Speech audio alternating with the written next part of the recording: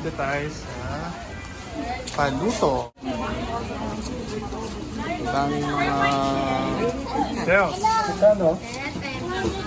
For very long time, tagal na natin hindi nakakarating dito. So let's check ano yung mga niluluto.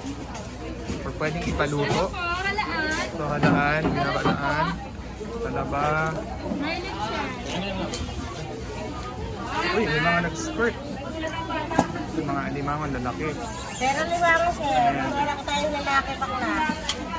Magkano yan, Ted? Ito sir, sa lang 300. 600. Okay, so yan mga pwedeng ipaluto. Check. Pesos nga mo. Ang dami oh. Kohol. Ano ba ito? Ayan. Ar-arosit.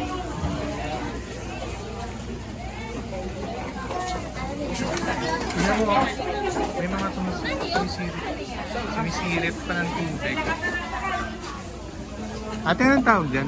red shell. Ha? Red shell. Red shell. Magkano yan? 400. 200 isa? Kilo. A kilo.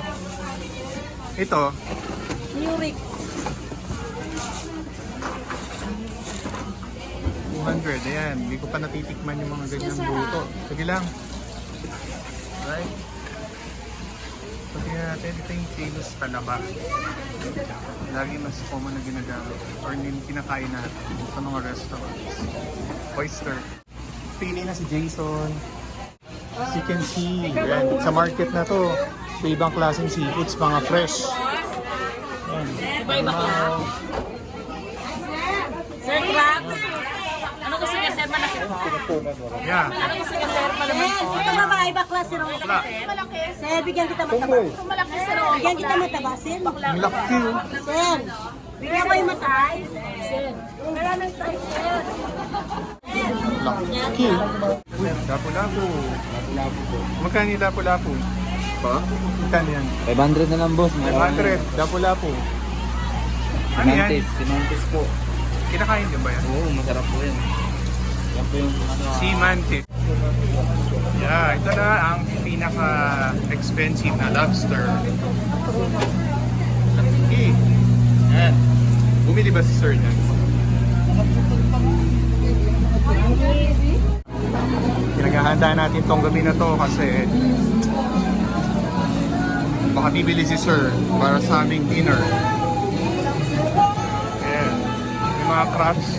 Ang daming seafood. So, hipon.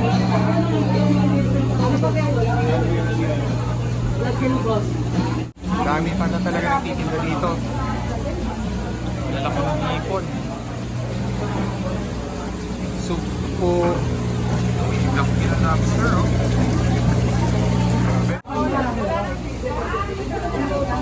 Yan. Ano din, sir? Supo.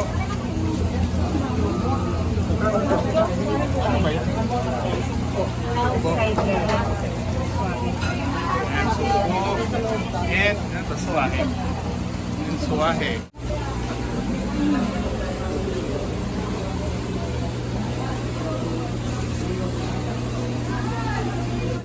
Wow! Amoy durian. Durian ba to? Wow. Parang si Peking Doc gusto niya ng durian. Kaya pala nagtatanong siya kanina.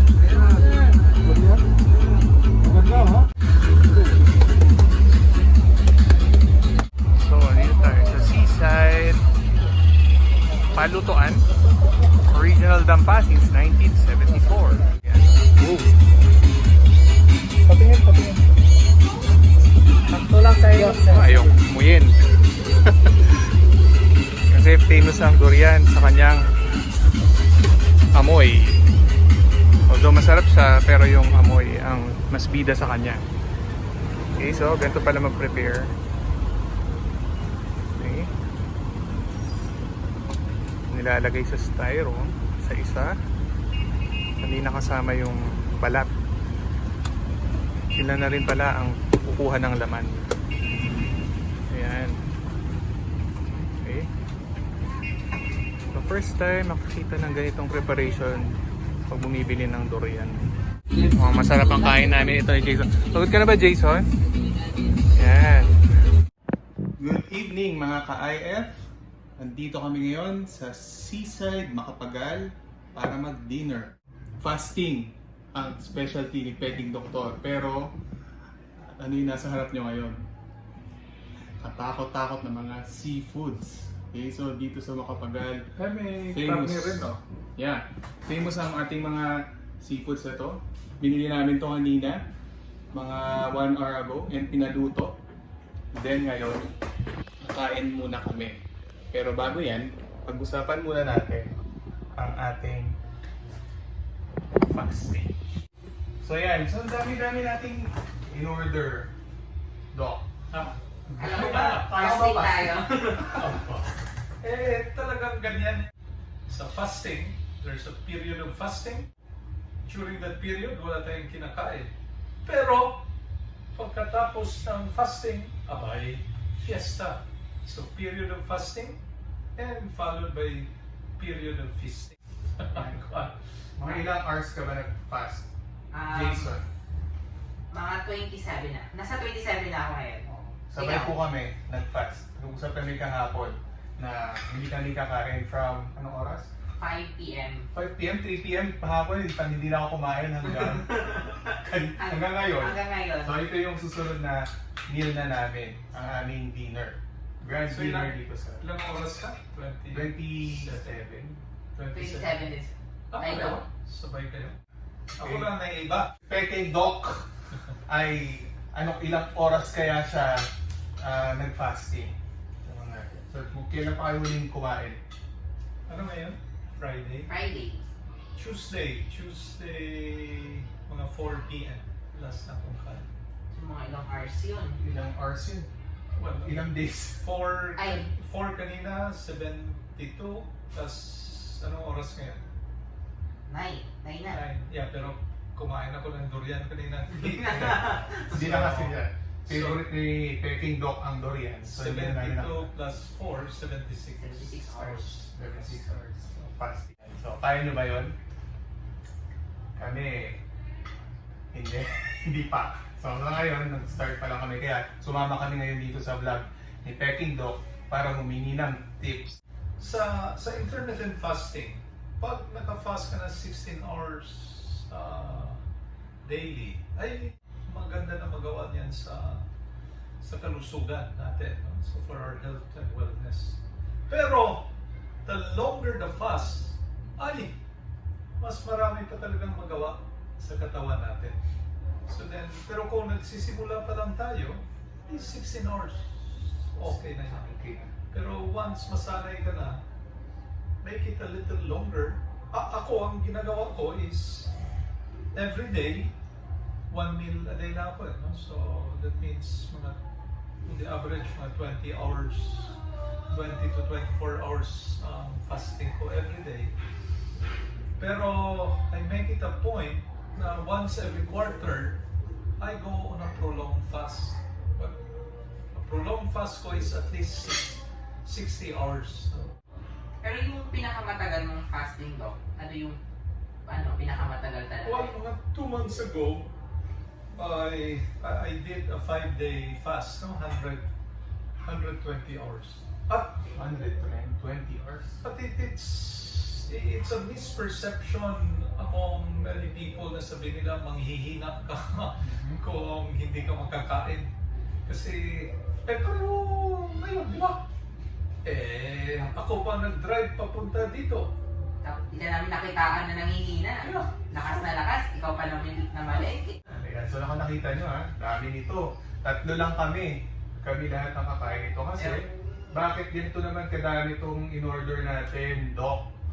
Akala ko ba fasting tayo? Medyo, ang concept ko doon, konti-konti. Kakain tayo pero hindi ganito kadami. 3 lang tayo para pang buong barkada na to of 10 persons. Kaya ito pwede ito kainin. Tayo 3 lang. Kaya niloloko ko si Jason. Bakit? Kaya ba natin itong makauwi pa ng pag ganito na tayo kabusog? Na kaya natin lahat to? Di ba? May support naman pag di natin kaya. Well, Ang dami sa Doc.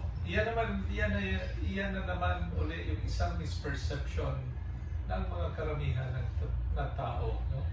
Kasi ang akala nila, pag nag-intermittent fasting yung tao, ay pinipigilan yung kain. Kung sa Tagalog pa, nagdidieta. No, sa intermittent fasting is not a diet. Okay? We deprive ourselves of food for 16 hours, pero after 16 hours, eat all you can. No? So, sa sinabi ko na kanina, sa intermittent fasting, it's a period of fasting and a period of feasting. Yan. So, tandaan nyo. Fasting and feasting. So, hindi na tayo nag-stop sa pagpa-fast. Meron din tayong happy moments para kumain ng madami after yung long periods of fasting natin. So, hindi tayo nade-deprive ng pagkain, kundi nire-regulate lang natin yung ating eating hours. Yes. So, para mas may magandang effect siya sa katawan. By the way, speaking of magandang effects, ano ba yung mga magagandang epekto ng intermittent fast? Just another clarification. So, related doon sa napag-usapan natin, no, na kumain ng marami. With intermittent fasting, technically, you can eat any type of food. Kaya dito, di ba? Seafood, May seafood, pork. pero may liempo tayo na maraming taba. No? Yes. Kakainin natin yan. Pangalawa is, you can eat any amount of food. Basta lang, sa labas na ng fasting period. So, sa labas ng fasting period, you can eat any amount of food. So again, let's go back to that magagandang effects ng intermittent fasting. Yeah, may tips, di ba? Tinatanong mo si Jason. Yan. Gaano ka na ba katagal pala ng fasting, Jason? Nag-start ako ng fasting year 2019. April 2019. Nung time na yun, nag-lose ako ng weight, 8 kilos within 2 months. 2 months and a half. Pinush ko siya kasi yung goal ko kasi is para hindi naman para lang pumayat, pero yung healthy. Ayan. So, every day, pinush ko yung 15 hours. 15 to 14 hours ko siya ginagawa na fasting, which is okay naman. So, yun yung ginagawa kong IF. Yeah, because ang nagagawa ng fasting is during the 16-hour period, okay? During the 16-hour period, okay, yung mga excess blood sugar mo, that means yung glucose, and then excess fats, no, yung triglycerides, yan na yung ginagamit ng katawan natin. Pag sumobra sa 12 hours na hindi tayo kumakain, ang nangyayari, ang ginagamit na ng katawan natin ay yung mga fats, no, natin, yung stored fat, no, yung triglycerides. So, yan yung kagandahan na idudulot ng fasting basta sumobra ka sa 12 hours. No? So, ibig sabihin, yung sinabi natin kanina, the longer the fast is, the longer na ginagamit ng katawan natin yung excess taba natin. I-reserve tayo yung sa reserve fat. No? So then, kaya mas mabuti sa katawan. At plus, may isa pang epekto sa fasting, yung tinatawag nating autophagy. Yeah. Ano yun? Pag umabot sa mga 16 or 18 hours yung fasting natin, it triggers yung autophagy. Ano yung autophagy? Autophagy is a biochemical process, no, ng katawan natin whereby yung mga damaged cells natin are repaired. That means our body goes into a self-healing mode. That means ginagamot niya yung sarili niya. No? Once we hit mga 16, 18 hours, no, of fasting. No? And then, yung mga microbes, viruses, and bacteria ay dinidestroy ng katawan natin pag nasa autophagy period na tayo. No? So, our body has that self-healing mechanism. And then, in 2016, yung awardee, no? a Nobel Prize in medicine. Was a Japanese, no? And then yung work niya was on autophagy. No? Sa finding niya, he found out, no, that fasting triggers autophagy. Yung pag-repair ng damaged cells, pag-destroy ng microbes, bacteria, and viruses. Kaya, ang fasting nag-strengthen sa immune system natin. Kaya tingnan mo yung mga tao sa kalsada. Do you think Baboy. they eat 3 times a day? Ay, hindi kumakain yan. Pag tingnan mo, ang lakas-lakas. Ay, nakakagawa pa ng mga bata. Tingnan mo yung mga anak, nakagawa nila sa mga kalsada. No? Ano yung term, sir? Ay, Doc? Yan, May autophagy. Google tayo ngayon. Autophagy. Ayan. Auto, A-U-T-O means Auto. self. Okay. And then phagy, okay, means to eat. Autophagy. That means what our body does, it eats its own cells. That means yung mga old and damaged cells kinakain, and then our body now generates new cells. Wow. Ang ganda pala ng effect ng fasting as explained by our peking doctor. Okay, so sino ba naman hindi maiinganyo mag-fasting na din? Okay? So kaya kami ni Jason, sinimulan na namin. Actually, last year pa naman namin sinisimulan itong intermittent fasting na hindi lang namin alam yung full concept or mga explanations, benefits Kung ano ng yung fasting. mga bawal sa hindi. Yeah. So during the fasting period, fasting. Mm. Pero after the fasting period, fast eating. Fast eating. Yan yung kagandahan Yan yung ng kagandahan. intermittent fasting. Best of both worlds. Kung Yeah. baka sinasabi nga ni Doc. Diba? Best of Pero- both worlds. Dun sa andok, sa, for example, si naka-fasting. Pero sasabayan niya pa ng ng ibang diet. Like, for example, yung diet na, yung diet na yun? Low carb. Low carb. Low diet. Yung Low carb.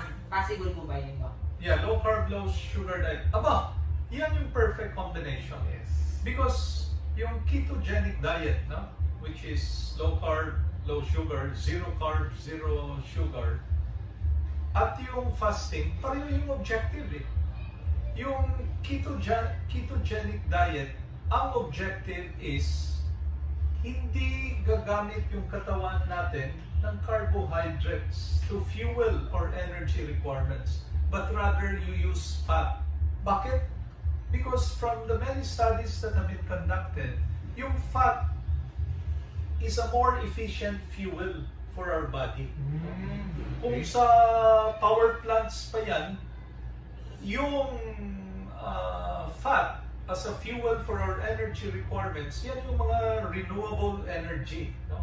Hydro, solar, walang epekto sa environment. So, yung carbohydrates, okay, kung sa mga power plant pa yan, it's like a coal-fired power plant, no? It can pollute the environment. It can have side effects in our body. And so, sa ketogenic diet, so they don't eat carbs, they don't eat sugar, fat, no? Kinakain nila because it's a more efficient fuel for our energy requirement. Sa intermittent fasting naman, when we go beyond 12 hours of fasting, our body switches to the use of fat as fuel for our energy requirements. So then, pareho yung objective ng ketogenic diet at yung intermittent fasting. Different means lang. Okay. Different means. Pero, ako personally, I don't go too much with ketogenic diet because medyo you need money, no? Yes. To prepare yung mga kuan kasi pipili ka sa kakainin mo eh, no? Mm. Whereas with intermittent fasting, gee, Wala. I eat anything. I can still eat the food that I love to eat since I was young, no? Yes. Lechon, chicharon, I still eat this. Okay? So long as after ka na kumain ng mga ganitong pagkain, you go on a fast. Because ito yung belief ko eh. So long as we practice at least 16 hours of fasting daily, we will never get sick. Because yung 16 hours, that's the time when our body will do the self-correction. Kung may problema sa katawan, aayusin yan. Okay? So, 16 hours of fasting each day, I can guarantee you will never get sick. You will never need to visit a doctor. Pwedeng si peking doktor lang bisitahan na. So yan ang good news. Pwedeng kainin lahat when you're doing an intermittent fasting. Yan ang yan ang good news lang. Kasi yung iba kasi may mga food restrictions. Diba? May mga pinipiling, huwag mo kainin ito, huwag mo kainin yan, kasi ganito, ganyan. Ito hindi. Lahat pwede. But Kailangan mo lang. let me just add, no? Because nasabi ko to kanina. Pero, kung kaya mo mag-fasting plus a low carb, low sugar diet, that's a Advantage. perfect combination. Kasi parang two-prong attack yan eh, no? With intermittent fasting, inatake mo dito. With low carb, low sugar diet, ganyan. So mas maganda yung epekto sa katawan. What I'm just saying is, in my case, I just do intermittent fasting because I love to eat, no? And I love to eat a lot of food. So hindi ako pumipili. Kinakain ko lahat. Pero, if you can do both, intermittent fasting and low carb, low sugar diet, that's a perfect combination. Pero, again, just to add, I take care as well not to eat lots of sugary foods. Pareho, practically for a number of years now, I hardly drink soft drinks, iced tea, milk tea, no. Hindi na ako. O paano yan, sir? Hilig namin ngayon sa milk tea, sa coffee. Yan, pwede pa rin ba yung IF doon? Well, Gusto pa rin namin siyang inumin eh. ang milk tea, yan yung problema because yung mga milk tea concoctions ngayon talaga ang daming sugar. No? So it's Meron naman siya sa babaan. Pwedeng zero sugar. Merong average ng sugar na pwede. May measurement, sir. Measurements. Ng yeah, sugar. then, well, as Para I lang said, makalusot eh. Pinipilit As I sa said- namin ilusot yung milk tea and coffee. basta lang pagkatapos, you go on a fast. As I said, di ba, yung unang pa natin is you can eat anything Yes. you want so long as Pwedeng kainin lahat. Yun yung Sundan mo ng importante. fast. Yun yung importante. How about, Doc, yung mga pregnant? Kung alam ba sila bakit pregnant. Ang atin yan. Yung sample lang, baka may No, nanonood sa atin na Yes. Well, as a precaution, because siguro pag buntis ay huwag lang muna mag-intermittent May fasting. kasama kasi kami Kasi- sa office. Dalawa yung sinusuportahan. Yes, Yung kailangan sarili yung niya. nutrients yun. At remember, bago pa itong intermittent fasting, and there could be may ibang bagay na hindi pa natin alam yung epekto. Mhm. So then pag buntis, or may nagtatanong na rin sa akin ito, ang mga bata ay, ang suggestion ko, huwag rin, no? Because then they're still growing up, no? So maybe up to around 20, 21 years old, huwag muna intermittent fasting. Pero, even before nalaman mo ito yung intermittent fasting, yung anak ko, high school pa lang, nag-intermittent fasting na eh. Kasi pumapasok sa eskwelahan, hindi kumakain ng almusal. Hindi naman, sir, magli-lead sa ulcer yan. No. Because, again, ang experience ko, no? just before I went into intermittent fasting, because I've been doing this for the past 8 years, no? I started going into intermittent fasting in October 2012.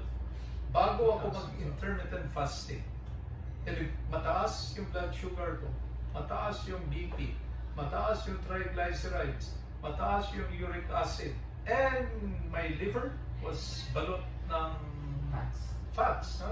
I had fatty liver. No?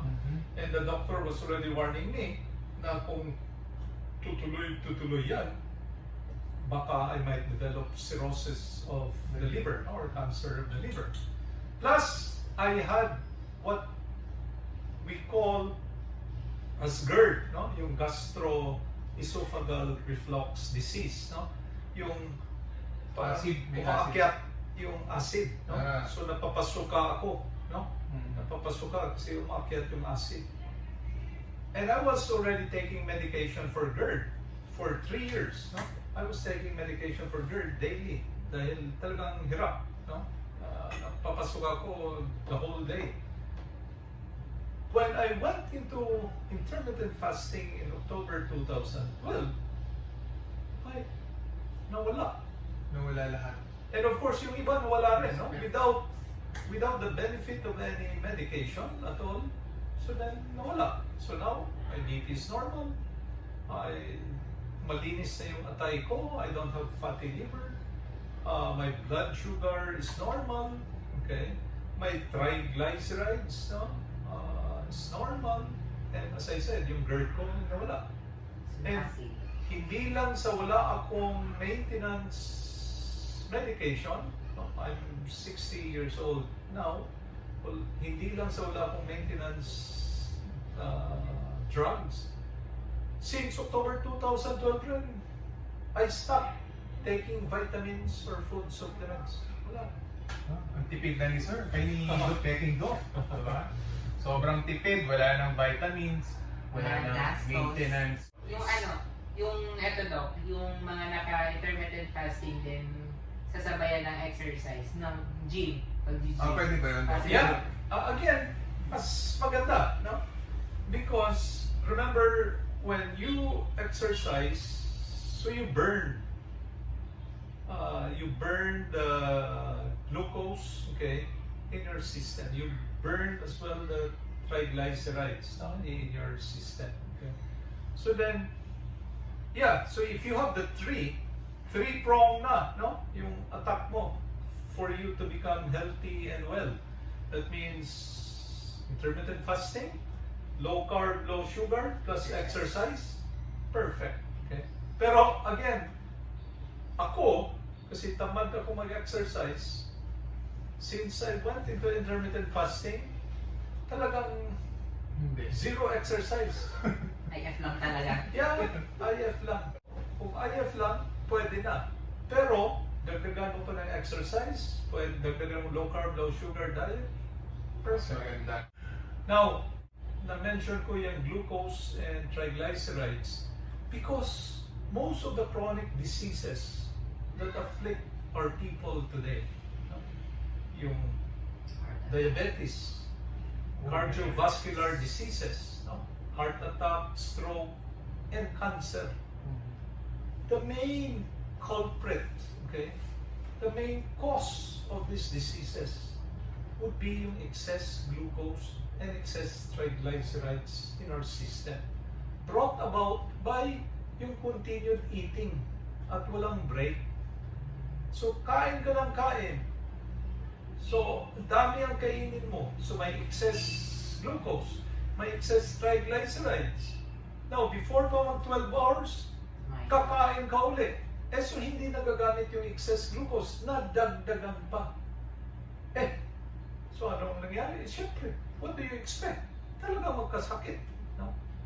But, maski maraming kainin mo, but you do at least 16-hour fast after, di nagamit yung mga excess glucose at excess triglyceride mo. So you'll be healthy and well. That's why I said, if you do a 16-hour fast every day, I can guarantee you, you will never get sick. And you don't have to visit any medical doctor. You only have to visit Peking doctor. Ayan, there you have it. Ang ating magandang explanation sa ating Peking doktor na free lang ang consultation. Basta panoorin nyo lang yung vlog niya. Oh yeah, because I think I've mentioned this a number of times because this is a personal advocacy ko, no? Because I've experienced it, no? I had medical issues in 2012 and everything na-address, nawala because of intermittent fasting. So then, I want to share this to as many people as possible.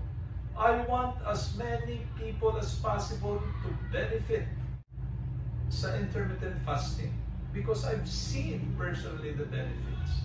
So it's a personal advocacy ko. I've been giving seminars, but I give it for free. No? People from time to time come for advice. Again, I give it for free because this is a personal advocacy. No?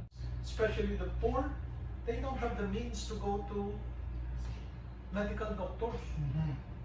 Wala silang pera. Kaya ang tawag ko dito sa intermittent fasting is the poor man's way to good health and wellness. Yeah. Because you don't need to buy anything for you to be healthy and well. In fact, makasave ka pa kasi hindi ka nakakain. Disiplina lang ang kailangan. Yeah, disiplina lang. So it's the poor man's way to good health and wellness. Ang mission ko is at least 10% of the Filipino people will take up intermittent fasting. Can you imagine? That will lessen the number of deaths in this country. And because it will strengthen your immune system. It's a way as well to prevent the transmission of COVID. No? Because walang cure yung COVID. What you only need is a strong, robust immune system, and fasting can help you, no? Bring about robust and strong immune system. So, isa lang pala yung solusyon talaga.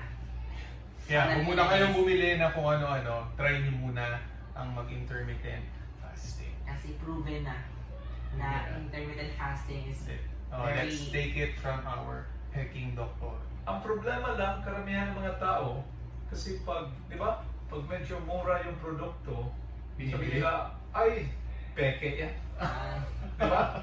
Ayaw ko, dito ako sa mas mahal. So, sabi nila, intermittent fasting, walang gastos. Ay, Hindi yan totoo. peke yan, hindi totoo. Doon ako sa doktor, doon ako sa Asian Hospital, Yeah. doon ako sa Makati Med, doon ako sa St. Luke's. Kasi malaki ang bayad, magaling yun. Okay? So, that's the mindset of many people. No? So, it's already very obvious. No? Logic tells us that intermittent fasting is good for health and wellness, but we refuse to see it because sabi lang, hindi ka gagastos dito, so most probably wala yan. Wala epekto dito ako sa gagastos ako. Alright, so we heard it all from our Peking doctor. Sana may nakuha kayo kahit papaano na tips para tanggapin yung concept ng intermittent fasting. And kami ni Jason, talagang gagawin namin siya. And in fact, last year pa namin siya ginagawa, hindi lang namin alam na ginagawa namin siya. So ngayon, tutuloy na namin. Again, I'm your vlogger. Berna. With me is Jason and our Peking doctor. Okay, so papaalam muna kami kasi kakain muna kami ng aming dinner after ilang oras. Ayan. So, yan, bye-bye. Happy dinner!